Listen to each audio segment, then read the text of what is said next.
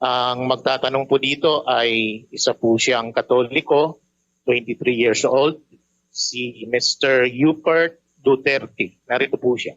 Magandang gabi po, Brother Eli, at sa lahat ng ating kababayan sa buong mundo. Ito pong yung tanong ko po, sa dinami-dami na po ng mga relihiyon na naglipa na po ngayon, more than 20,000, ewan ko, but meron po bang isang specific iglesia o isang iglesia na babalikan ang Panginoong Hesus sa pagbalik niya po?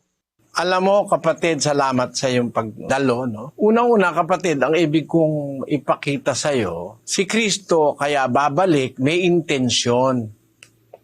Basahin natin ang 14:1 ng Juan hanggang 2. Huwag maggulumihana ng inyong puso.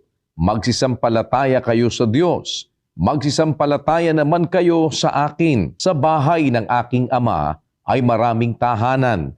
Kung di gayon, ay sinabi ko sana sa inyo, sapagkat ako'y paroroon upang ipaghanda ko kayo ng dakong kalalagyan. At kung ako'y pumaroon at kayo'y maipaghanda ng kalalagyan, ay muling paririto ako at kayo'y tatanggapin ko sa aking sarili, upang kung saan ako naroroon, kayo naman ay dumuon. Ang sabi diyan sa Bisaya, sa Cebuano, dili malisang ang inyong kasing-kasing. Tumuo kamo sa Dios ug tumuusab kamo kanako. Sa balay sa akong amahan adunay daghan mga puloy-anan. Kung wala pa unta, muingon unta ako kaninyo. Ako muadto sa pag-andam ug dapit alang kaninyo. Ug kung ako makaadto na ug makaandam kaninyo ug dapit, muanhi ako pag-usab.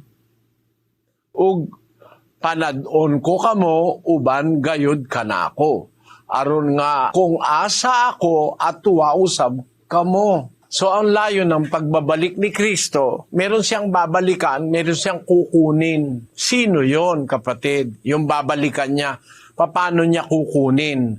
4:16 ng unang Tesalonica. Sapagkat ang Panginoon din ang bababang mula sa langit, na may isang sigaw, may tinig ng arkanghel, at may pakakak ng Diyos. At ang nangamatay kay Kristo ay unang mga bubuhay na maguli. Kung magkagayon, tayong nangabubuhay na nangatitira ay aagawing kasama nila sa mga alapaap, upang salubungin ang Panginoon sa hangin, at sa ganito'y sa Panginoon tayo magpakailanman. Kapatid, yung babalikan niya, yung mga namatay kay Kristo at saka yung mga nabubuhay kay Kristo. Halimbawa, 2,000 ang iglesia kamo, tama yun. Sa buong mundo, maaring 2,000 nga. Lahat ba naman ng tao ay isasama ni Kristo? Ang sinasabi niya, sumampalataya kayo sa Ama. Sumampalataya kayo sa akin. Sa bahay ng aking Ama, maraming tahanan. Paghahanda ko kayo ng lugar, at pagkatapos babalik ako. Sino yung babalikan? Di yung sumasampalataya. Kahit namatay ka na, bubuhayin ka maguli. Pag dinatnang kang buhay, sumasampalataya ka, kasama ka kukuhanin pagbabalik ng Panginoong Hesus. Ngayon, ang tanong, lahat ba ng iglesia kasama? Kung ang iglesia sumasampalataya kay Kristo, kasama yon.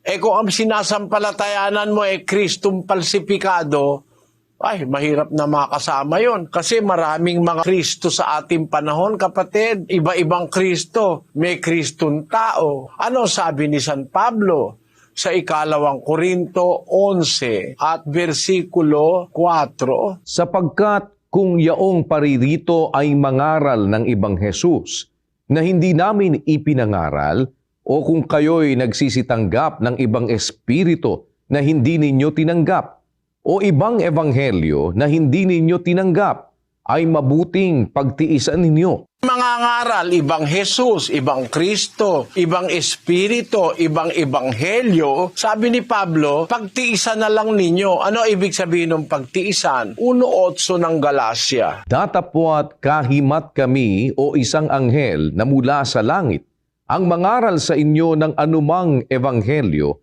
na iba sa aming ipinangangaral sa inyo ay matakwil. Yung pala ibig sabihin, itakwil. Pagka mangangaral, ibang Kristo, ibang Ebanghelyo, ibang Espiritu, tiisin na lang ninyo, wag mo nang tanggapin, itakwil mo. Kaya hindi lahat ng iglesia kasama ron. Dahil kung halimbawa, ang iglesia, ang pinangangaral ay Kristong mali, Kristong tao, samantalang yung Kristo sa Biblia, wala pang tao, umiiral na. Paano naging tao yun? Wala pang ang tao, umiiral na yun.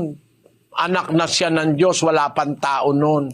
17:24 ng Juan. Ama, yaong mga ibinigay mo sa akin ay ibig ko kung saan ako naroroon, sila naman ay dumuong kasama ko, upang makita nila ang kaluwalhatian ko na ibinigay mo sa akin, sapagkat ako'y iyong inibig bago natatag ang sanglibutan. Ay, iniibig mo ako bago natatag sa libutan. Paano naging tao yan? Mas matanda pa sa mundo. Matanda pa sa universo. Ang tao galing sa alabok ng lupa. Yung Kristo sa Biblia, hindi tao yon kasi wala pang lupa. Kasama na ng Ama yon. 17:5 ng Juan. At ngayon, Ama, luwalhatiin mo ako sa iyo rin ng kaluwalhatiang aking tinamo sa iyo bago ang sanglibutan ay naging gayon. Nauna pa siya sa sanlibutan. Paano naging tao yan? Basahin nga natin sa Bisaya. Ug karon amahan, himaya ako uban gayud kanimo sa himaya, nga akong gibatunan uban kanimo sa wala pa ang kalibutan. Paano naging tao yan? Wala pa nga ang kalibutan meron pananampalataya, mali Kaya ang sabi sa 3Gs ng Tito, ang taong may maling pananampalataya, pagkatapos ng una at ikalawang pagsaway ay itakwil mo. merong mali ang pananampalataya Kaya hindi kasama yun. Kaya sa tanong mo, meron bang specific na babalikan si Kristo? Meron. Yung mga sumasampalataya ng tamang pananampalataya, kung aling iglesia, yung iglesyang ganun ang pananampalataya, yun ang babalikan ni Kristo. Naunawaan mo, kapatid na Duterte? Amen po, Brother Eli. Salamat